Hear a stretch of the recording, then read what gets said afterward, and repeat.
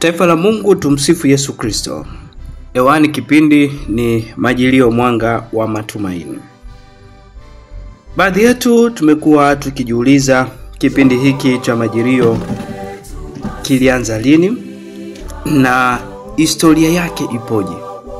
Basi ondoa shaka, katika kipindi hiki cha leo tutakwenda kuangalia kiundani, tukidadavua katika marefu na mapana kuweza kufahamu undani wa kipindi hiki cha Majilio. Historia inasemaje tangu mwanzoni mwa kanisa mpaka nyakati zetu hizi, katika karne hizi ambazo sisi tunajikuta tumo.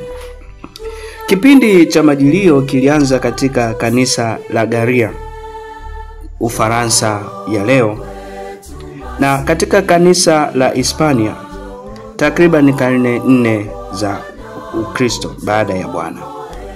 Mwanzoni akikuwa kipindi cha furaha, bali kilikuwa kipindi cha toba na kufunga, kama vile ilivyo Kwaresma, kwa ajili ya waamini kujiandaa kwa ubatizo katika Christmas. Kwa hiyo kuna desturi ya kubatiza watu katika Christmas kama ilivyokuwa katika kipindi cha Kwaresma kuelekea Pasaka.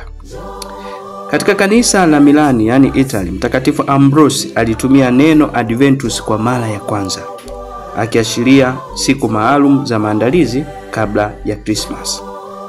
Mwishoni mwa karne ya 6 tunamkuta Papa Gregory Mkuu, ambaye aliishi kati ya miaka 590 mpaka 604 baada ya Bwana. Aliweka rasmi Majilio kama kipindi cha liturujia cha wiki 4 kabla ya Christmas. Hapo ndipo Majilio yakaanza kufanana na tunavyoyafahamu hivi leo. Maendeleo ya liturujia yalishika kasi tangu karne maendeleo ya liturujia katika Majilio yalishika kasi tangu karne ya 7 mpaka karne ya 12. Majilio yalipata maana mbili katika kipindi hicho, kati ya karne ya 7 na karne ya 12 baada ya Bwana. Maana ya kwanza ilikuwa ni kumbukumbu ya ujio wa kwanza wa Kristo, kuzaliwa kwake kule Bethlehem, yani tendo la umwilisho, neno kutoa mwili na kukaa kwetu.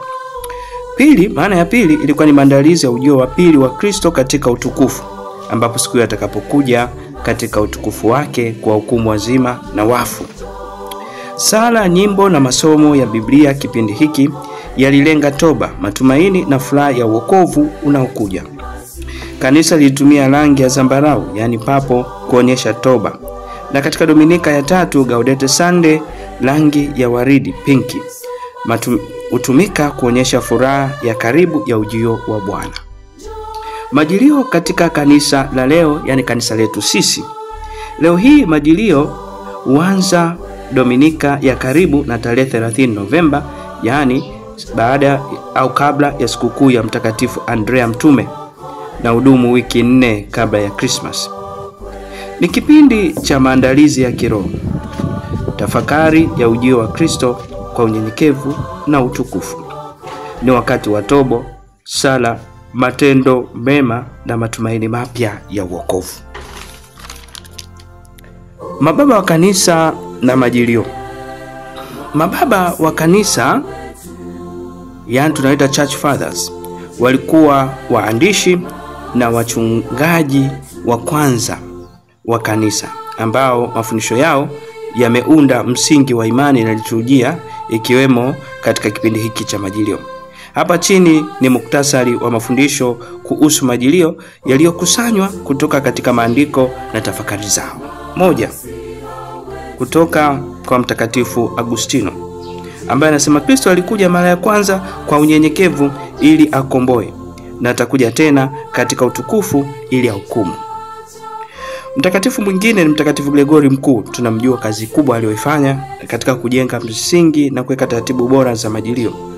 Ni katika Majilio tunatazama nyuma kwa shukrani na mbele kwa hofu ya heshima. Mtakatifu Leo Mkuu anasema, kama Kristo alivyokuja kwa unyenyekevu mara ya kwanza, ndivyo anavyotaka tupokee ujio wake wa pili kwa moyo safi. Katekisimu ya Kanisa Katoliki pia inagusia katika kujenga msingi wa historia ya Majilio. Ukisoma katekisimu ya Kanisa Katoliki namba 524 inaeleza kwamba Kwa kuadhimisha kila mwaka kipindi cha Majilio, kanisa hufufua